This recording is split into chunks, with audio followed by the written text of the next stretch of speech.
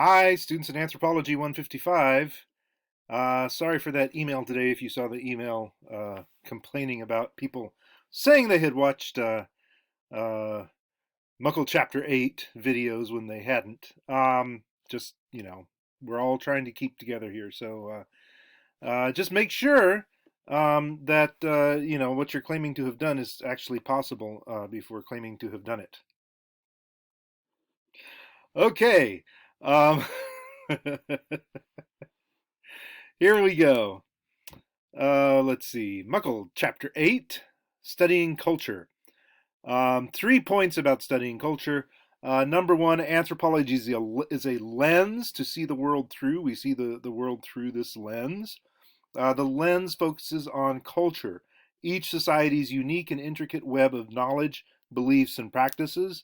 Every culture is equally valid and complex.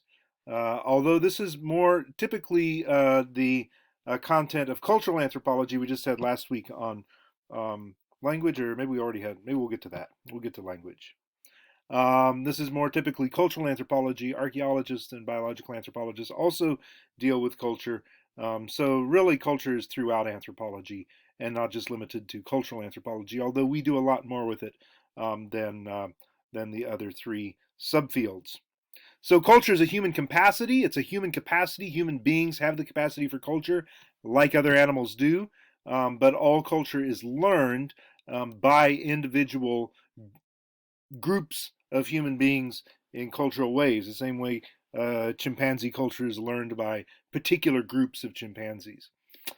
Human nature, common sense, and those people over there. Human nature, we can't use this term anymore. If I were in the classroom, I would draw a big circle around it, around human nature, and draw a line through it, telling you, no, you cannot use that term anymore, human nature. The question is, which human natures are you talking about? There's lots of different human natures.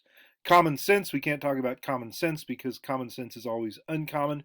It's always only common because you belong to the culture in which they're saying it's common sense. If you were from a different culture, you would say, what?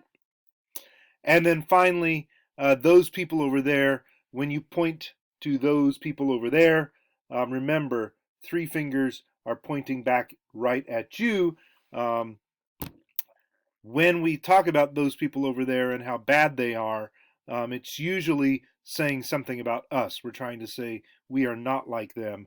Please, please believe that we're not like those people over there. So every time, hopefully, when from here on out, if you say, "Oh, those people are just terrible," they're conservatives or they're liberals or those rednecks or those Yankees or whatever, um, these terrible pejoratives that we have when we're calling those people those names, we're basically saying, I don't belong to that group. And sometimes we're protesting too much.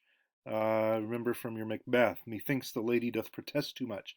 When we're trying our hardest to disassociate ourselves with that group over there is often when we are at greatest risk of being identified with them. So remember to read these things, read these cultural expressions with some insight. Ethnographic research, qualitative research based on participant observation. We've already done qualitative versus quantitative. Emic knowledge. Emic is specialized knowledge available to a cultural insider. Edic knowledge is specialized analytical knowledge available to an insider or outsider who has been technically trained. So here's where we go to that great anthropologist, Bob Marley. Hold on. He's in here somewhere.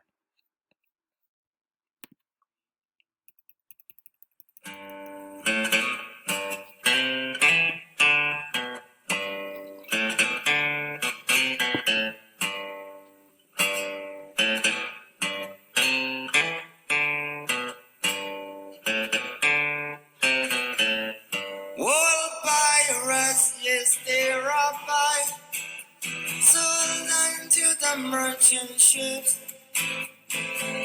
Minutes I forget to count from the bottomless pit, but my aim was misstrung. By the hand of the Almighty, we forward redemption triumphantly.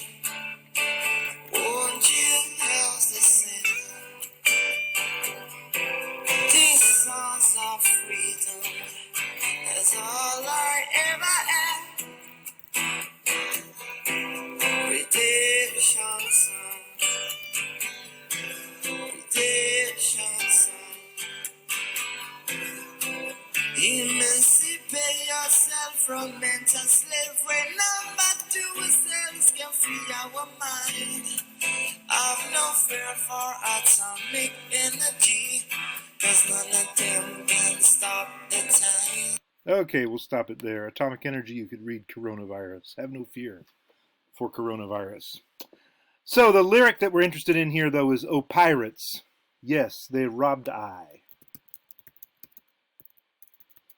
There we go. "Sold I to the merchant ships, minutes after they took I from the bottomless pit." Okay, so here we're going to have a pretend poll where I'm going to ask all of you in the classroom, is there something wrong with what Bob just said? Can you look at this and say, there's an error here? And eventually I'll get probably 100% of you in the classroom to say, yes, Bob Marley is not using English as we know it to be used. Okay, so this is Southwest Ohio colloquial written, spoken English. But in any case, it works for us. We'll say, yes, he's making an error. He's saying pirates robbed I, and it should not be pirates robbed I. We'll put a star by it, meaning it's wrong.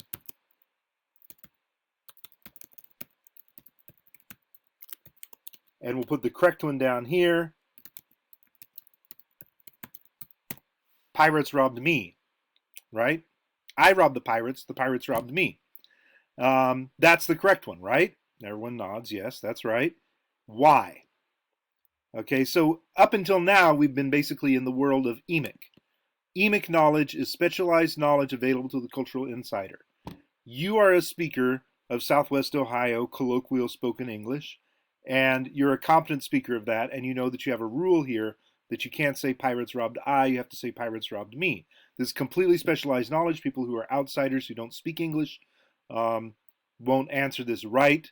Actually, Jamaican speakers of Jamaican patois, especially Rastafarian Jamaican patois, would disagree with you. But what we're talking about is how Bob Marley is read by us, or listened to by us, audited by Southwest Ohio people. When we hear him say that, pirates robbed I, we say that's an error.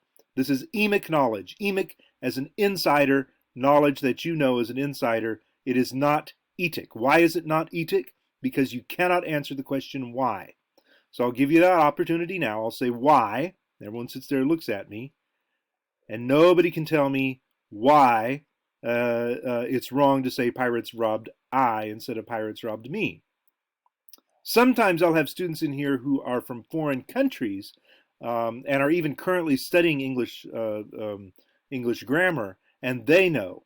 But usually your ordinary native speaker of English who grew up speaking English doesn't know why, because you're not supposed to know why. You don't have specialized analytical knowledge available to an insider or an outsider who's been technically trained. I mean, you've had it since third grade. You've had the parts of speech, nouns, verbs. What kind of part of speech is this? It stands in for a noun, so it's a pronoun, I versus me. And you've also had the not only the parts of speech, but the parts of a sentence, right? You know about the subject of the sentence that does the action of the verb. You know about the object of the sentence, which has the action of the verb done to them.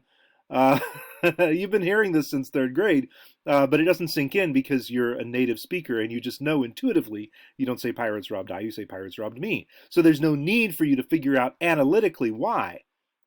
And it's a very specific thing going on here. It's called case theory. It has to do with how do we mark in the sentence a subject versus an object. And so here we mark it in English with I versus me, or with he versus him, or she versus her, or they versus them. You guys know this intuitively, but it's actually really hard. So non-native speakers know this stuff. This is the only reason you really study a foreign language in school. If you want to learn how to speak a foreign language, go to a foreign country and spend like 3 months there and don't hang out with English speakers, and you'll pick it up. I mean, you have to maybe spend a couple years studying it before, but you're never going to learn Latin from taking 2 years worth of Latin. All you learn is grammar. But you have to learn Latin or Klingon or Navajo or Hungarian or Ugaritic or whatever you want to learn. You have to learn a foreign language to learn these technical terms, because you won't be able to recognize them otherwise. Because if you try to learn grammar from your own language, it's not gonna sink in because you already know it.